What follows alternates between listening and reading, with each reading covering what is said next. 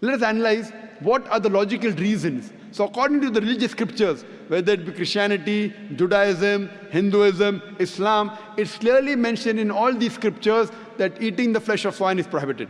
Let us analyze what are the logical reasons and scientific reasons for the prohibition of eating of pork. Today, medical science tells us that if a person has pork, he has chances of having no less than 70 different diseases. Pinworm, roundworm, hookworm, you name it, it is there. Many helminths. One of the most dangerous helminths is called as Tinea solium. Tinea solium, in layman's terminology, it is tapeworm. And it harbors in the intestine. It's very long. And the eggs, the ova, via the bloodstream, can enter different organs of the body. If it goes to the brain, it can cause memory loss. If it goes to the eye, it can cause blindness. If it goes to the heart, it can cause heart attack. If it goes to the liver, it can cause liver damage. It can damage almost all the organs of the body. And by the time you realize you are suffering from this Tinea solium, it's already too late. The other dangerous diseases, if a person has pork, is Trichuria trichuriasis. And many people have a misconception that when you cook your food very well, these helminths die. According to a research, out of 24 people suffering from Trichuria trichuriasis, 22 have cooked the food well. That means the food that you cook in your house, the normal temperature you reach cannot kill the germs and bacteria and the ova that are there in the pork.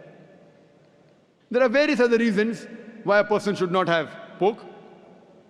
Today, science tells us that eating pork has got fat-building material. It has very little muscle-building material. Because of the fat-building material, a person has high chances of having hypertension, atherosclerosis, heart attacks.